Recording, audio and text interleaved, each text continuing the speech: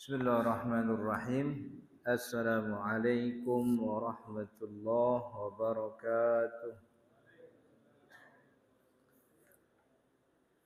Alhamdulillahi rabbil alamin. Nahmaduhu wa nasta'inuhu wa nastaghfiruh. Allahumma salli wa sallim wa barik ala sayyidina Muhammadin. Amma ba'du.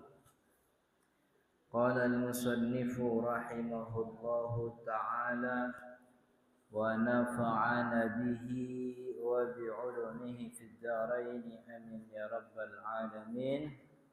Faslun wa furudul wudu'i sittatu asya. Sampai situ benar? Udah ketemu belum? Halaman berapa tuh? Halaman 4 baris ke ya, fasal yang paling bawah. Faslun, fasal baru. Wa furudul wudu'i, dan furud itu artinya yang wajib-wajib, yang harus begitu. Jadi kalau yang harus, yang wajib berarti itu namanya rukun. Jadi kita ini mau membahas tentang rukun wudu. Wa furudul wudu'i, dan rukun-rukunnya wudu. Sittatu asya'a, itu ada 6 perkara. Sittatu asya', ada 6 perkara. Jadi rukun itu kalau dalam bahasa Arab itu artinya al-janibul aqwa, sisi paling utama. Maksudnya dia adalah sesuatu yang kalau dia tidak ada maka ibadahnya tidak sah. Itu namanya rukun. Furud atau rukun sesuatu yang kalau dia tidak ada maka ibadahnya tidak sah. Itu namanya rukun. Nah, rukun wudu yang disebutin di dalam kitab ini sittatu asya, ada 6 perkara. Artinya wudu kita ini sah atau tidak sah tergantung apa 6 perkara ini ada atau tidak. Pentingnya lagi membahas atau mempelajari pembagian rukun ibadah dengan yang bukan rukun ibadah, biar salah satunya, biar kita fokusnya pada hal yang benar. Orang kalau nggak tahu mana rukun mana bukan rukun, itu dia tidak tahu harus fokus kemana.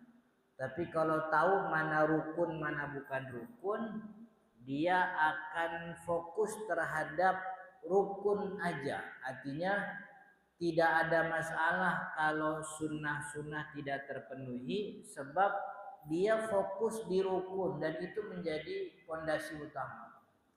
Maksud saya begini, ada beberapa di antara kita karena tidak pernah bisa membedakan mana rukun ibadah, mana yang bukan rukun, akhirnya perdebatannya tuh pada masalah-masalah yang tidak esensial.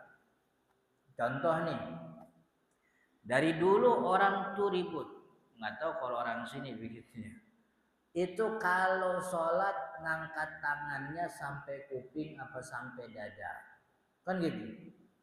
Itu kan tidak esensial, sebab mengangkat tangan di dalam sholat bukan rukun. Orang ngangkat tangan kagak ngangkat tangan gak jadi masalah, sebab yang rukun itu takbiratul ihram, ngomong Allahu Akbar itu rukun gitu. Maka biar orang ngangkatnya sampai kuping, tapi kalau mulutnya kagak takbiratul ihram, kagak sah sholatnya. Sebab yang rukun itu ngomong Allahu Akbar. Dari yang paling lucu itu. Ini kalau saya nyebutnya lucu. Dari mulai sujud nih, sujud mau ke berdiri. Ada orang yang ributin tuh tangan dikepel apa dibuka. Ya begitu dong makin diributin.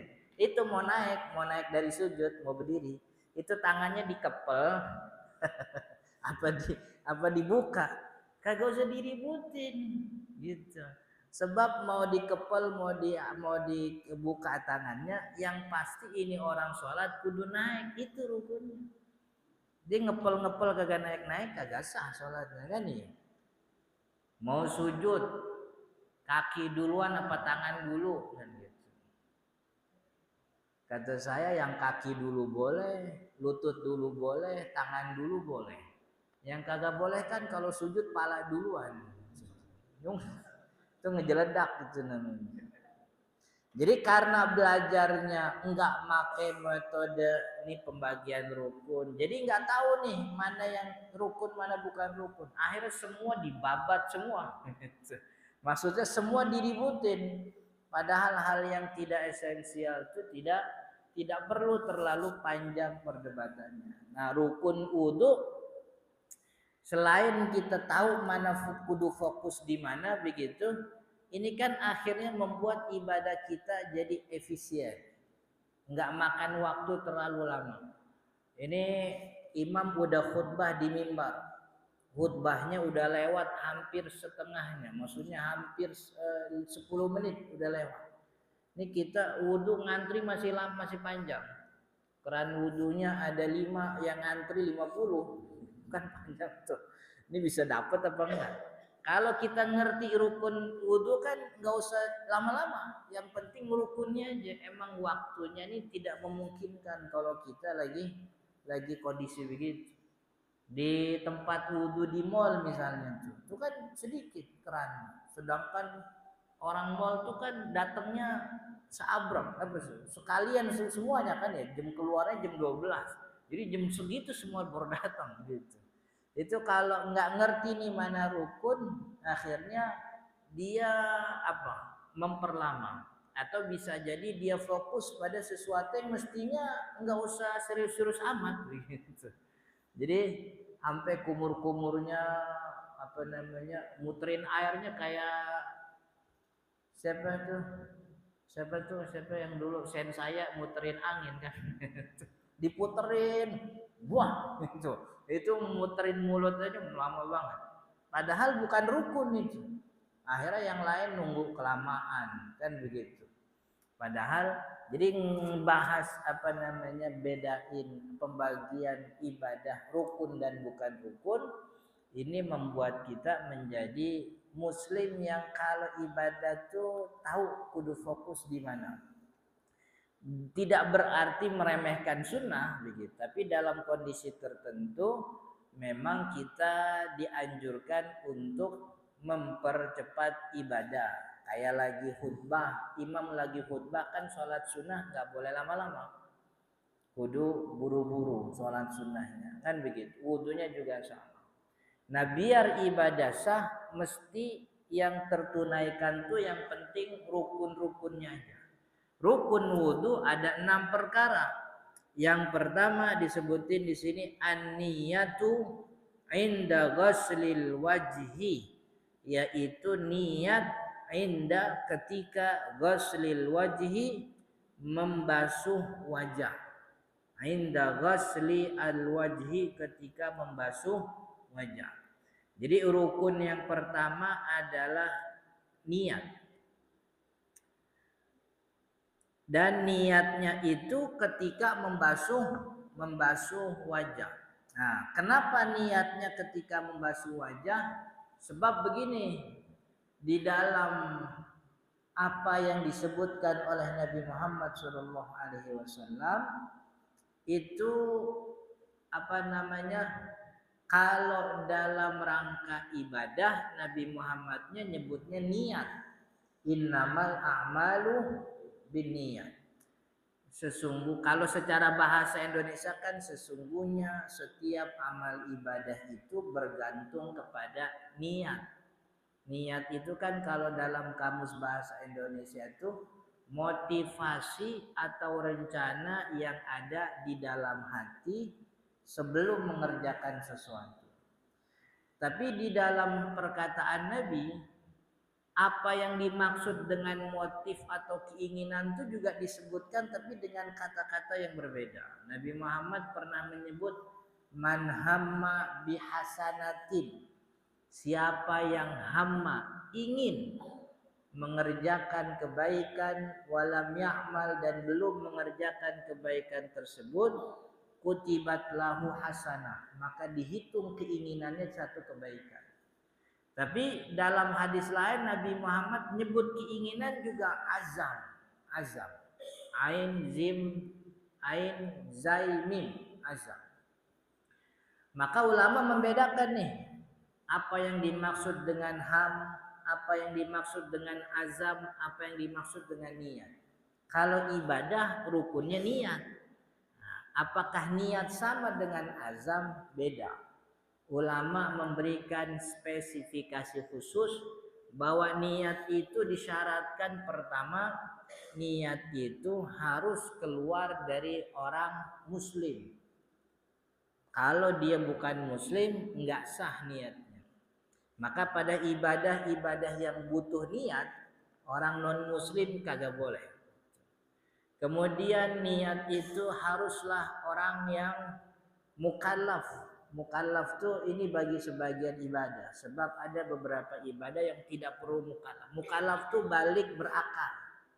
Udah balik berakal tuh namanya mukallaf. Kemudian yang ketiga, aya'lam bima nawa. Orang yang melakukan niat tahu apa yang diniatin. Setidaknya dia paham ibadah apa yang mau dikerjakan. Nah yang keempat itu niat itu syaratnya alla ya'ti bimanafin, kata ulama begitu. Setelah dia niat, dia tidak boleh melakukan sesuatu di luar dari apa yang dia niatkan. Itu mensyaratkan bahwa niat itu harus nempel sama ibadahnya. Nah, ibadah wudu yang pertama itu basuh muka, maka niat itu nempel sama basuh muka. Sebab syarat niat itu tidak boleh melakukan sesuatu di luar apa yang diniatkan. Kalau dia niat A tapi abis itu dia ngerjain B, niatnya batal. Contoh nih biar gampang nih. Ada orang keluar dari rumahnya, udah rapih, pakai peci, pakai kain, pakai baju koko. Ditanya sama tetangganya, mau kemana Pak Haji? Mau ke masjid, mau ngapain, mau sholat. Itu yang disebutin itu niat apa bukan? Bukan. Sebab setelah dia melakukan itu, betul niatnya di dalam hati punya keinginan sholat. Tapi setelah keinginan itu muncul, yang dia kerjain kerjaan sholat apa bukan? Ngobrol tuh kerjaan sholat apa bukan?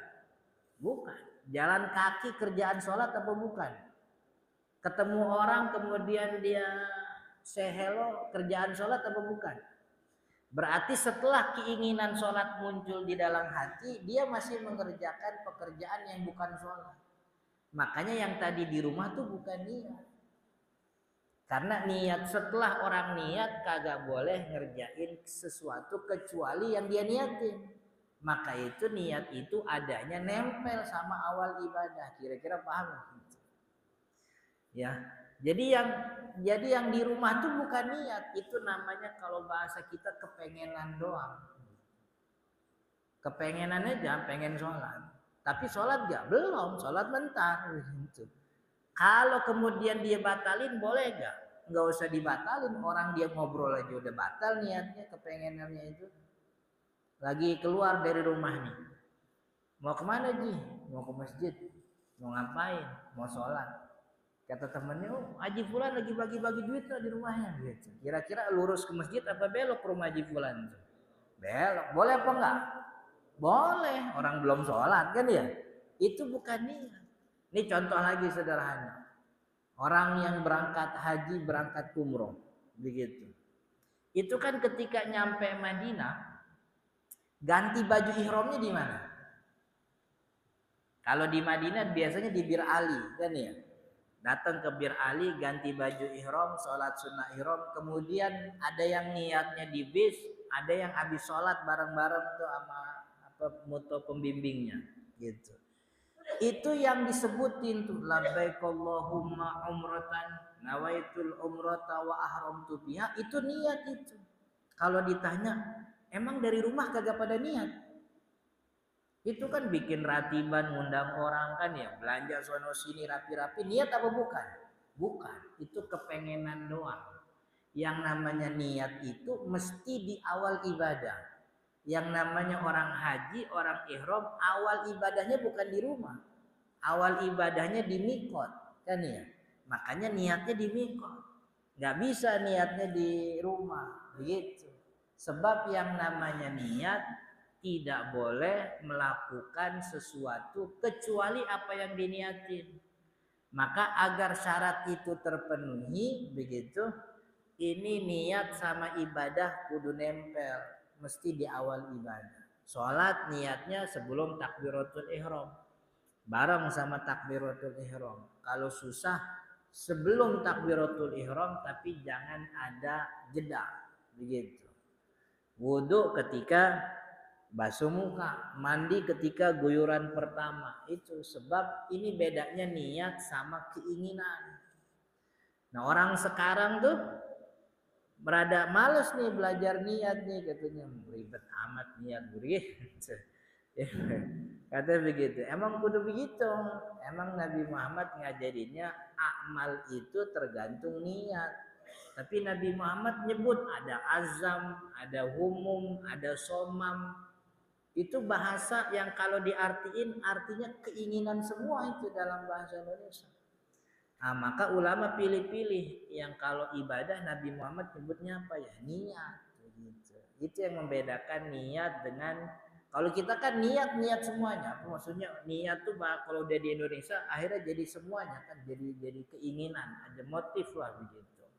Kalau di bahasa Arab enggak, niat itu khusus apa? Sesuatu yang apa namanya? Qasdu syai'i muqtarinan bi fi'lihi. Pemberian maksud atas perbuatan berbarengan dengan perbuatan tersebut, itu namanya niat. Pemberian maksud atas perbuatan yang dikerjakan berbarengan dengan pekerjaan itu namanya niat, gitu. Makanya niat di sini disebutin inda ghuslil wajhi, ketika basuh muka. Ketika basuh muka saya niat angkat hadas kecil, begitu selesai. Niat wudhu ini nggak disebutin di sini. Niat wudhu ini ada 3 jenisnya. Ada yang niat wudhu untuk mengangkat hadas kecil, ada niat wudhu yang ingin memperbaharui wudhu. Hadasnya kagak ada, cuman pengen wudhu aja. Kayak orang sholat maghrib zikir, habis sholat maghrib dia wirid, dia zikir begitu, datang waktu isya dia wudhu lagi, padahal kan kagak mesti wudhu, kan dia kagak batal, cuman pengen aja. Nah, itu wudhunya tuh niatnya bukan ngangkat hadas, karena hadasnya kagak ada. Ini namanya niat sunnah wudhu, tajdidul wudhu. Ada yang wudhu niatnya itu listibahati sholat, untuk boleh sholat doang. Siapa nih yang niatnya untuk boleh sholat? Yaitu orang-orang yang punya hadas tidak berhenti-berhenti. Orang yang beser kencing, beser beser kentut juga ada tuh. Orang tua yang udah pakai kateter, udah pakai pampers kan ya. Itu kan hadasnya nggak terjaga. Maka wudhu yang dikerjakan bukan ngangkat hadas, sebab hadasnya kagak terjaga. Emang udah uzur, udah umur. Maka orang kayak gini niatnya, saya niat wudhu biar boleh sholat. Beres sholat, hilang wudhunya. Begitu. Sebab wudhunya bukan ngangkat hadas, kan hadasnya nggak keangkat-angkat terus-terusan. Kentut terus-terusan, dia kencing terus-terusan, begitu. Itu makanya tuh tergantung tuh. Jadi orang niatnya tuh mau apa? Makanya kata Nabi, innamal a'malu binniyat. Pekerjaan tergantung niat. Pekerjaan kita mau yang mana nih? Mau ngangkat hadas. Malaikat bingung, orang hadasnya kagak ada, mau apa yang diangkat kan begitu. Oh, ini tajdidul wudu, gitu. Ada orang bilang mau ngangkat hadas, malaikat juga bingung, orang hadas kagak keangkat-angkat, dikencing mulu begitu. Keluar terus, perempuan yang darahnya terus-terusan keluar, nah, maka niatnya itu listibahati sholat, gitu. Jadi banyak tuh kita punya ulama yang cuman bahas niat tuh sampai 2 jilid, 3 jilid. Bahas hadis Nabi yang bunyinya innamal a'malu binniyat. Kan gitu, itu doang. Wa innamal likulli imri'in ma nawa, dan setiap orang akan mendapatkan sesuai dengan apa yang diniatin. Kan begitu. Itu berjilid-jilid. Anak sekarang diajarin niat, dah susah amat, susah. Nabi juga gak ngajarin begitu gitu katanya. Diajarin nih kenapa ada nawaitu soma godin, kita jelasin. Hadisnya kagak ada, emang juga hadisnya kagak ada. Jangan nawaitu soma godin, taraweh bareng-bareng juga kagak ada hadisnya tuh. Taraweh jamaah kan Nabi Muhammad kagak pernah itu. Ini makanya ulama ngejelasin nih. Ada nawaitu soma godin, ada usolli, ada nawaitu wudu. Kalau kita bahas niat doang panjang ini. Panjang itu tentang fungsi niat, karakter niat, macam-macam begitu. Tapi yang pasti niat itu rukun ibadah. Maka ketika dia basuh muka, dalam hatinya dia ngomong, saya niat wudu untuk ngangkat hadas, itu cukup. Atau boleh niatnya kata ulama, saya niat wudu untuk sholat, itu juga sah, itu gak ada masalah. Gitu. Niatnya make bahasa Arab ya bagus kalau paham. Cuman sih saya belakangan ini kalau ngajari niat make bahasa Indonesia aja. Termasuk juga sholat make bahasa Indonesia. Karena yang penting tuh yang di dalam hati. Apa yang diucapin di mulut tuh nggak jadi soal. Sebab niat itu tempatnya di dalam hati. Tapi bagi orang-orang yang hatinya sulit untuk fokus, maka ngomong, diucapin, bantuin hati.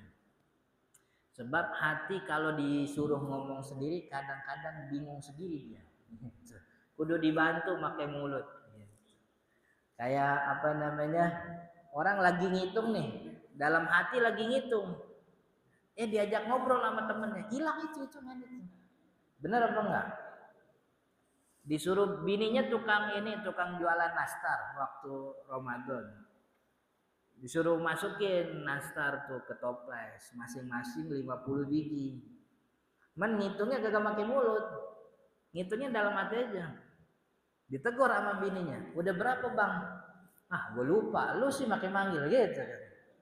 Kan ya? Hati ada yang begitu itu orang. Maka kalau yang begitu tuh bantuin pakai mulut. 1, 2, 3. Kan ya? Ditegur. Udah berapa bang? 3. Kan begitu. Sebab hatinya dibantuin sama mulutnya. Niat juga sama. Kalau orang hatinya radas, emang banyak yang begitu, susah ini, susah fokus. Bantuin pakai mulut. Usolli fardhu zuhri, usolli fardhu asri, arba'a raka'atin.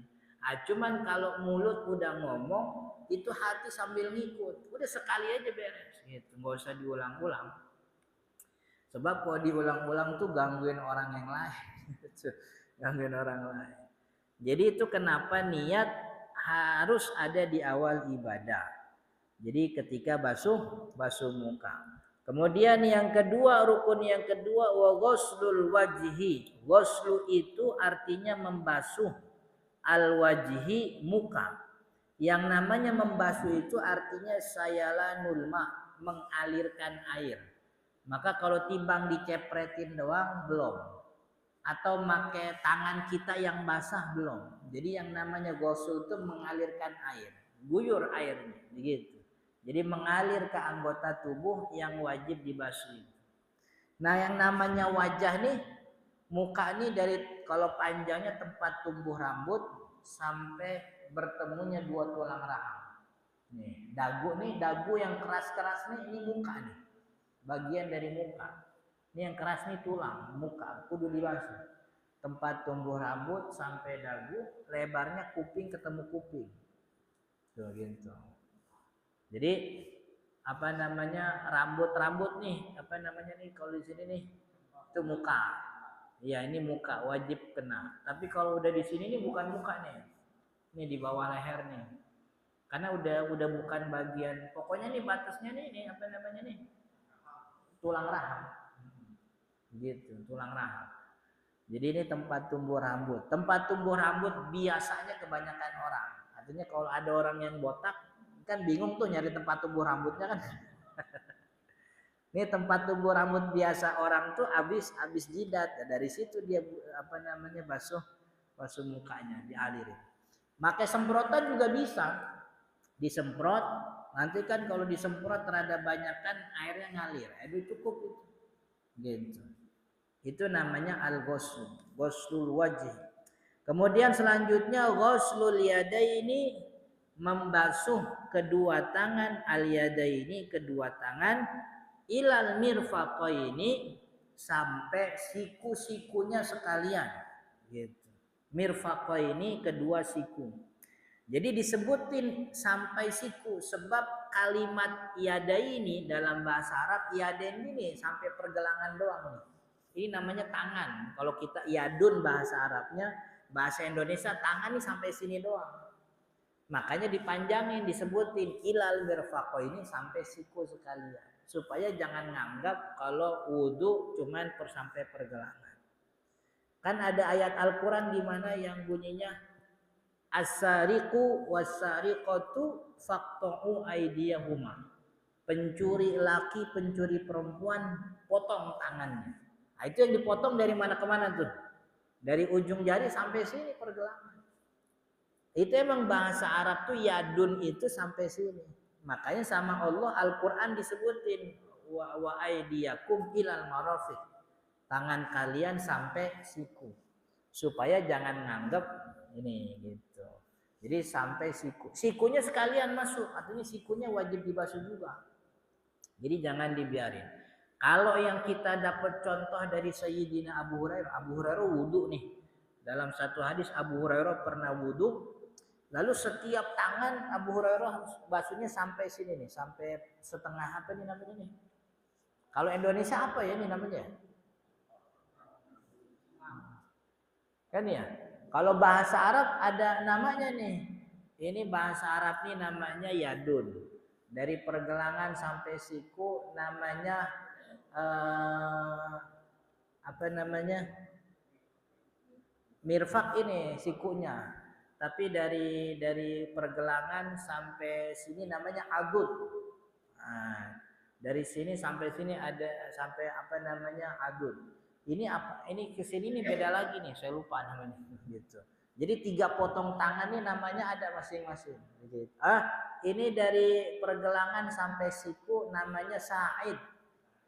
Jadi ini tangan nih cuma segini, pergelangan sampai siku sa'id, pergelangan sampai ketiak itu namanya adud. Nah Sayyidina Abu Hurairah kalau wudu itu sampai setengah adudnya, sampai setengah ini. Beres wudu Nabi Abu Hurairah bilang, yang tadi itu wudu saya miripin sama wudunya Nabi. Gitu. Oh berarti Nabi Muhammad wudunya tuh selalu sampai, berarti siku tuh berarti masuk kudu dibasuh gitu. Jadi jangan sampai siku belum nyampe siku udah kan sampai siku kan artinya tuh bisa dua deh. Yang duluan lari sampai tiang listrik menang gitu. Itu tiang listriknya udah sampai situ doang apa kudu dilewatin juga tuh? Kan iya, artinya kan bisa dua-duanya kan. Iya kan?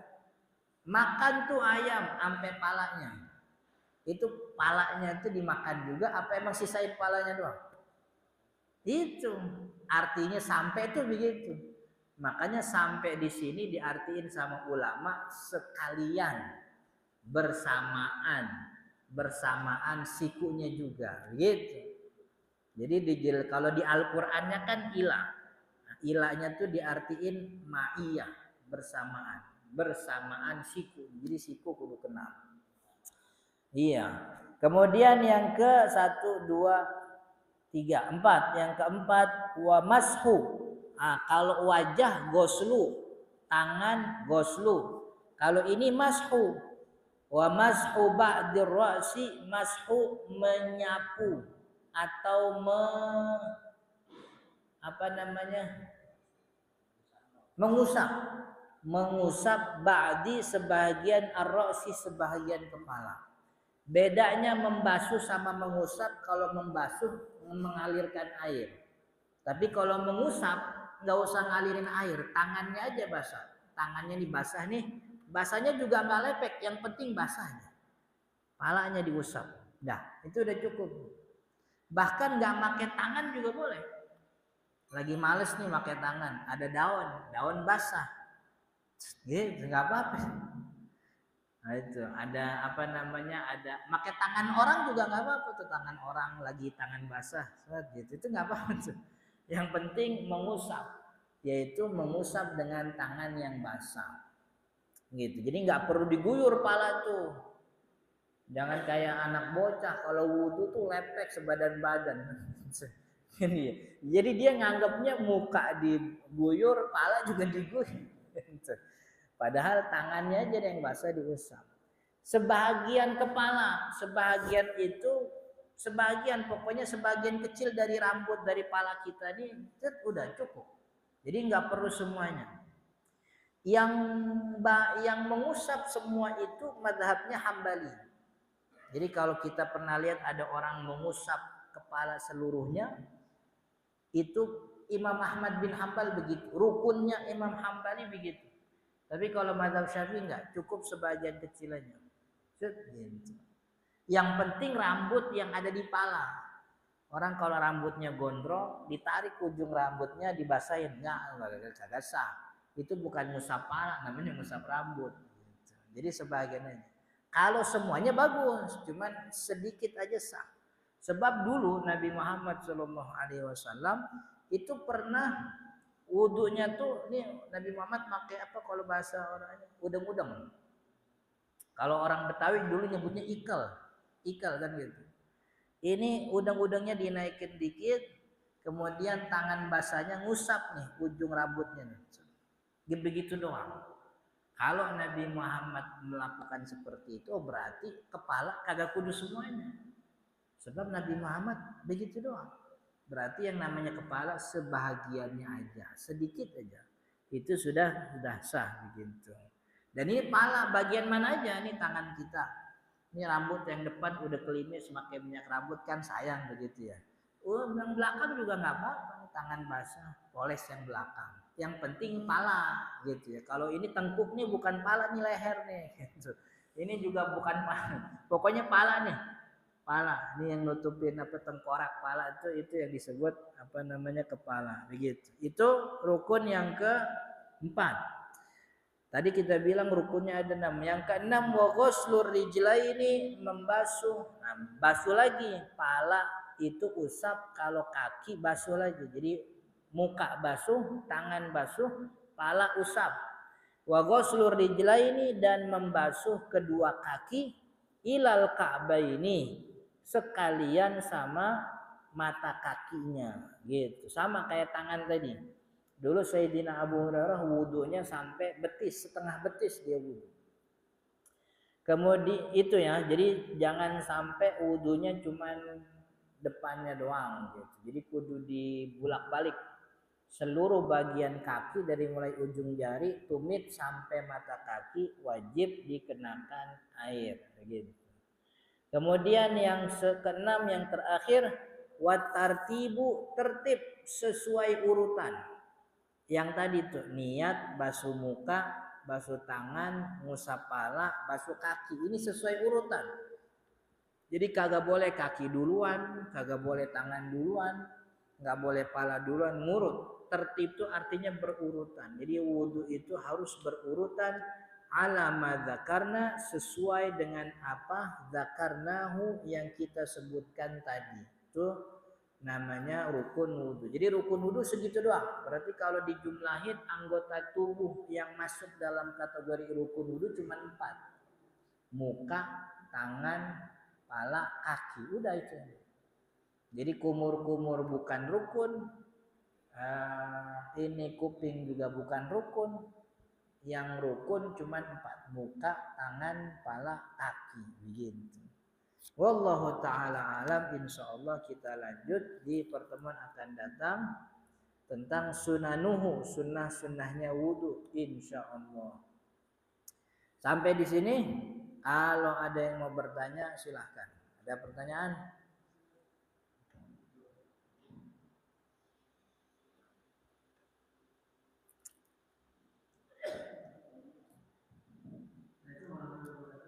Assalamualaikum.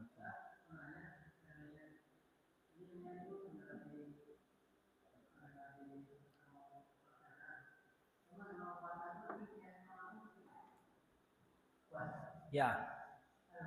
Ya. Iya. Jadi kan niat tuh tadi disyaratin setelah orang niat tidak boleh melakukan kecuali apa yang diniatkan. Maka niat itu selalu nempel sama ibadah. Awal ibadahnya apa, di situ niat dibarengin. Tapi kalau puasa itu dikecualikan. Sebab untuk memastikan waktu terbit fajar shodiq itu susah. Mantepin nih. Oh, jangan pada niat kita bareng. Tunggu nih terbit fajar jam sekian. Kan susah tuh ngumpulin orang begitu. Kita nungguin bener-bener fajar tuh. Jangan-jangan pas lagi fajar kita lagi di kamar mandi. Ada yang lagi di jalan. Ada macam-macam.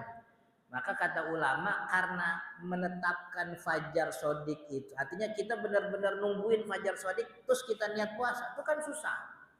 Maka kalau puasa yang diambil tuh waktunya begitu.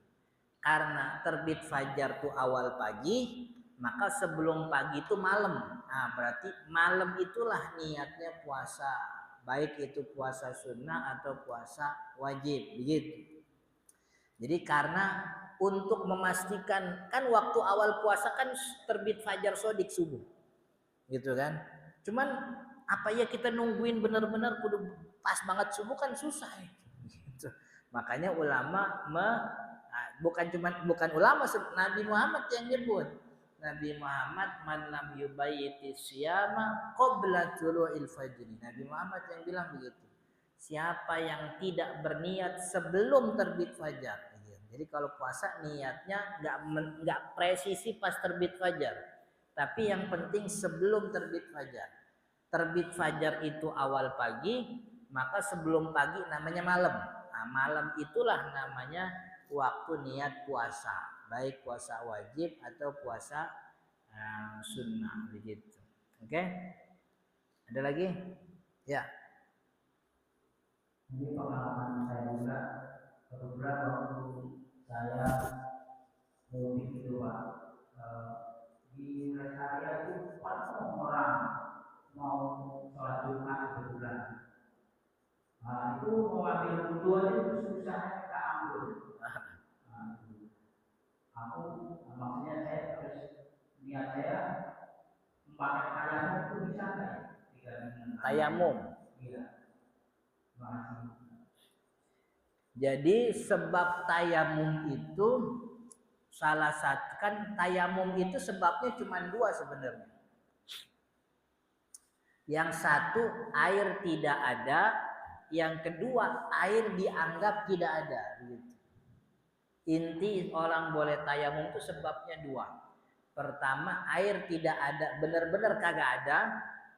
Atau yang kedua air dianggap tidak ada.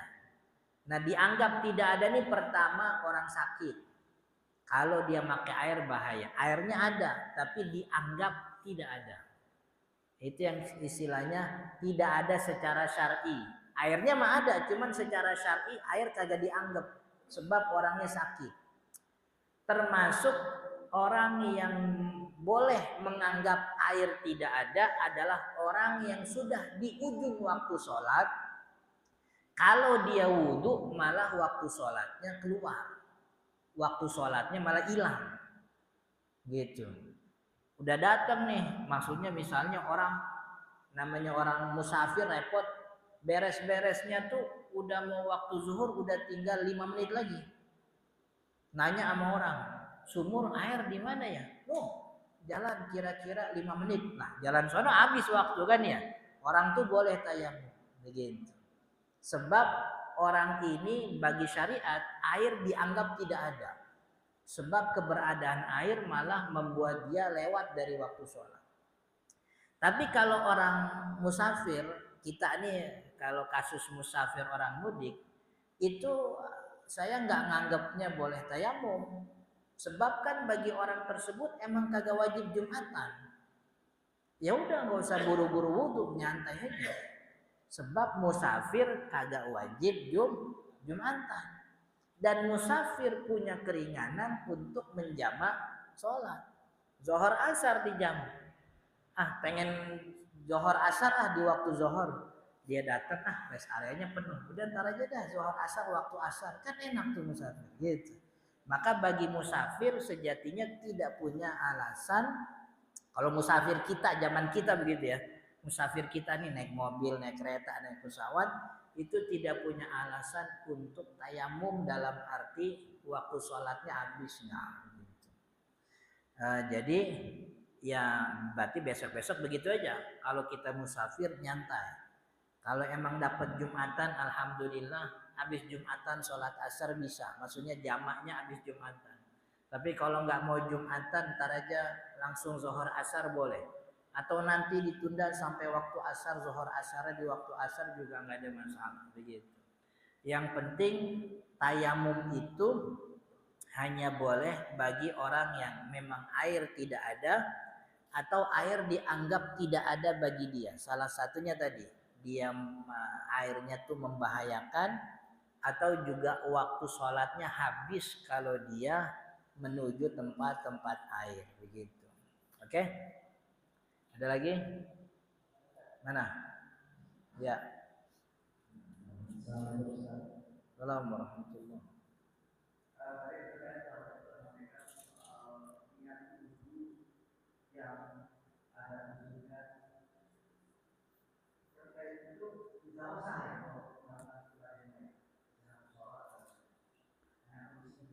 Ya, orang yang punya kondisi hadasnya tidak hilang terus-terusan, darahnya keluar terus-terusan. Kalau perempuan tuh ada tuh, biasanya kalau perempuan habis kecelakaan atau apa, atau baru minum obat, atau baru macam-macam tuh, atau orang tua yang keluar kencing nggak terjaga, sholatnya sah apa nggak sah sholatnya, dan nggak perlu diulang. Emang kondisinya begitu.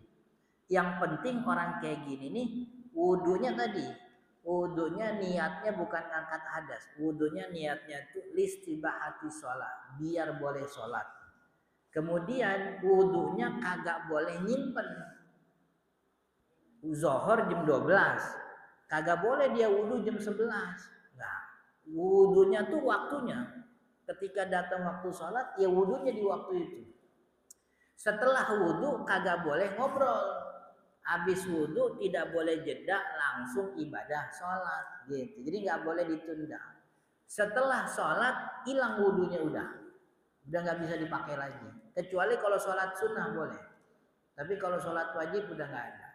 Jadi wudunya niat untuk boleh sholat. Waktu wudunya ketika sudah masuk waktu sholat. Yang ketiga setelah wudu langsung sholat, nggak boleh ada jeda. Ya jeda kira-kira rapi-rapi doang lah begitu. Rapi-rapi ngadep kiblat, nutup aurat. Kemudian yang keempat, tidak ada sholat tambahan, wajib. Tapi kalau sholat sunnah boleh. Sebab dengan satu sholat itu wudunya udah hilang. Gitu. Jadi ibadahnya sah, ibadahnya nggak perlu diulang. Gitu. Itu dulu ada perempuan namanya Fatimah binti Jahash. Fatimah binti Jahash yang punya kasus begitu. Nabi Muhammad ditanya, kata Nabi Muhammad, sumpel itu lubangnya, wudu biar boleh sholat, sholat sebisanya, maksudnya sholat sesuai waktunya, habis itu hilang lagi wudunya.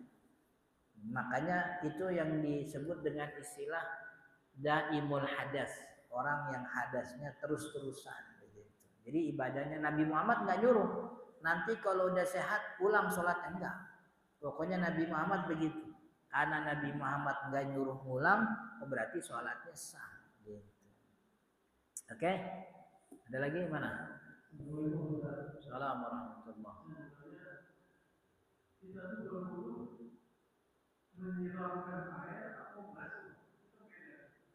Nah,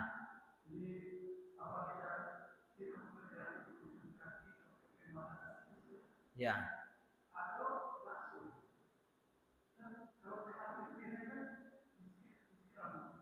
Nah,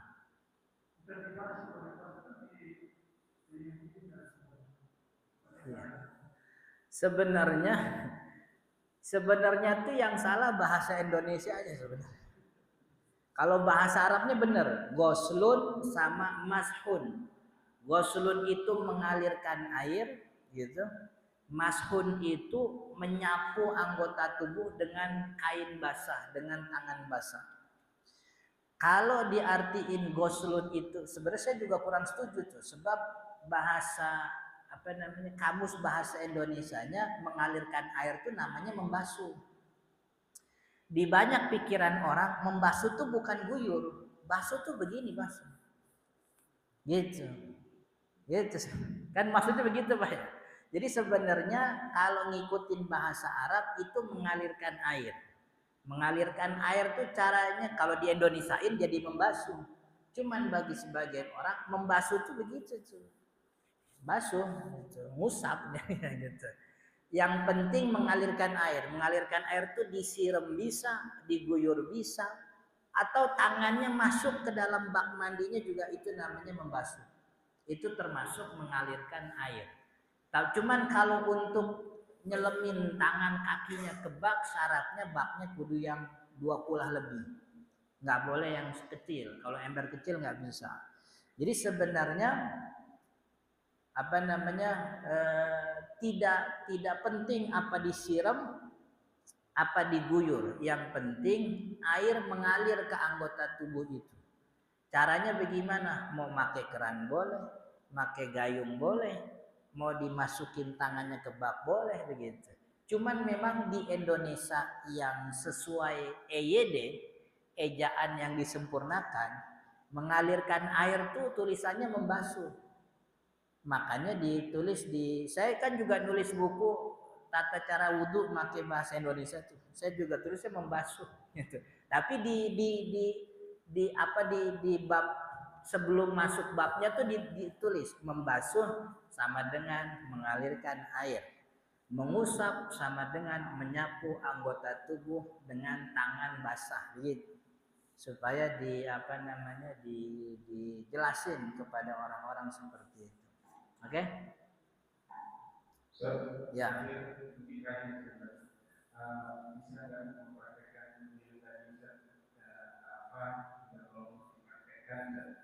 Di sini. Oh, iya.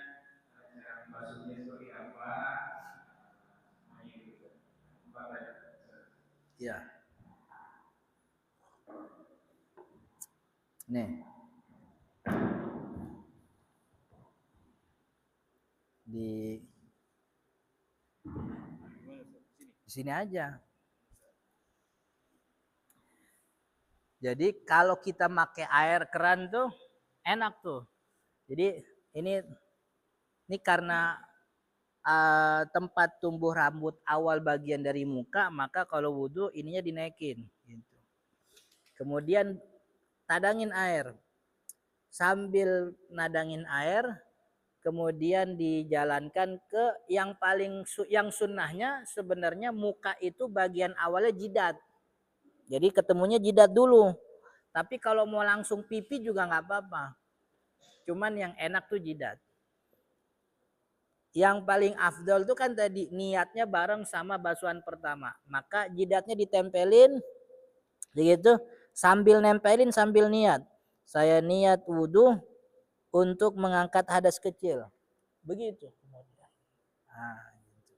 Jadi satu raup ini cukup untuk satu muka. begitu. Sudah cukup. Satu sudah cukup. Apa maksudnya? Udah sah. Jadi 2 kali bagus, 3 kali afdol, 4 kali makruh. Jadi sunnahnya cuma sampai 3 kali. Itu untuk yang muka. Jadi biar niatnya mantap begitu, jangan tangan ke muka, tapi muka yang ke tangan gitu. Sambil niat, dalam hati niat. Kan udah nempel nih, jidat udah nempel sama air, niat gitu. Begitu.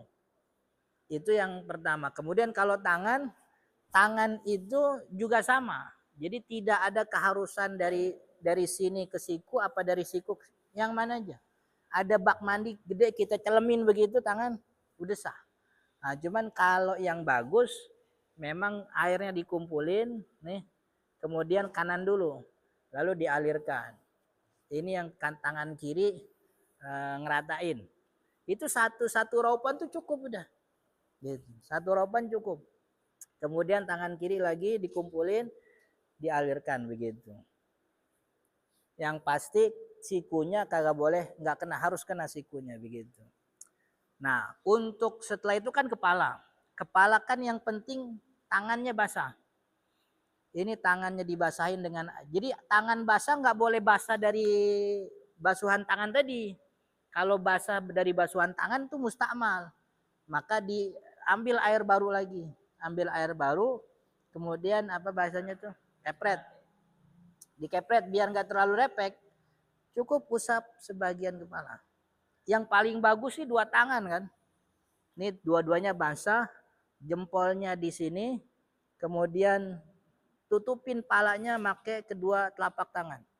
Dialirin ke belakang, kemudian ke depan lagi. Begitu. Itu yang bagus gitu. Cuman satu tangan juga udah sah. Tangannya dibasahin, kemudian usap. Ini usapnya ke depan boleh, ke belakang boleh, dari atas dari belakang ke depan juga boleh gitu. Yang penting jangan ini tengkuk, ini bukan pala. Ini bukan pala. Setelah pala kan kaki. Kaki juga sama. Jadi kalau kita di keran gampang, tinggal nyalain keran, langsung diratain pakai kedua tangan gitu. Tapi kalau harus nggak ada keran gitu, kita ciduk sendiri, satu tangan dua tangan cukup. Satu tangan kemudian diguyur ke semua. Yang penting semua bagian termasuk mata kaki. Jadi satu ini nih, jadi setiap satu anggota ini satu raupan ini cukup. Malah dulu Nabi Muhammad satu raupan ini buat 4 anggota tubuh. Ini satu raupan nih, muka dapat, tangan dapat, siku dapat, kaki dapat gitu. Dulu. Makanya kita wudu satu anggota tubuh satu raupan tuh udah cakep. Maksudnya enggak terlalu boros begitu. Nah, ini jadi apa namanya? Itu udah cukup ya. Jadi ini Bapak Ibu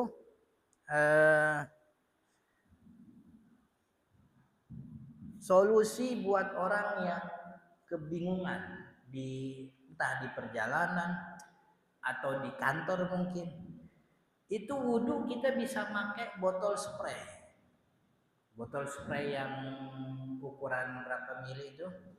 Iya. Tempat wudunya ngantri. Kita wudu aja di meja kita sendiri. Semprot. Pertama muka semprot. Kira-kira 2 kali 3 kali air kan mulai pecah tuh, ngalir dia. Udah diratain gitu.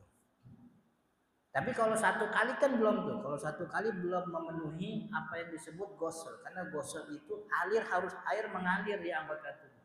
Biar mengalir kan kudu bara banyak. Tangan juga sama, disemprot, semprot, udah rada banyak diratain pakai tangan, gitu. Jadi makanya kalau bisa wudunya itu apa di mobil, di motor itu ada botol spray, isinya air putih yang dari sumur kita, dari dapur kita. Kalau dalam kondisi tertentu bingung wudu, pakai itu aja. Gitu. Dulu waktu anak saya masih pada orok tuh, kalau kita jalan tuh di mobil ada botol spray. Karena kadang-kadang datang waktu sholat, anak tidur di mobil, kan ya. Kita tinggal tuh kesian sendirian, takutnya akhirnya Sering waktu itu kita berdua tuh saya sama bini sholatnya di pinggir mobil. Wudunya pakai botol spray. Kalau sekarang anak udah pada gede, dia lagi tidur kita bangunin, ya, kita sholat dulu ke masjid gitu. Kalau dulu kan masih orok kan nggak bisa.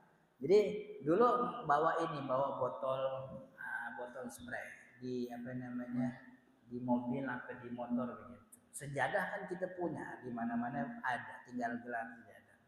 Masa iya ada yang ngomelin kita sholat di pinggir mobil gitu. Nah, orang kita negara muslim kan ya gitu. Jadi ini kan salah satu banyak alasan orang kagak sholat tuh salah satunya kagak ada air. Padahal air buat wudhu sedikit, gitu, sedikit. Untuk ukuran aqua gelas yang gopean itu sudah cukup untuk satu orang bahkan dua orang, begitu. Jadi itu tentang materi kita rukun wudhu. Insya Allah kita bahas sunnah-sunnahnya di pertemuan yang akan datang. Ya. Tiga kali ya kalau kanan sama kanan kiri atau kanan. Oh, yang 3 kali itu kalau anggota tubuh yang punya 2 sisi, kanan kirinya bisa bareng-bareng. Jadi kanan kiri 1, kanan kiri 2, kanan kiri 3. Atau bisa kanan 3 kali, kemudian kiri 3 kali. Jadi nggak ada aturan kudu gimana begitu. Ah? Iya, bukan rukun. Tapi kagak boleh lebih dari 3 kali.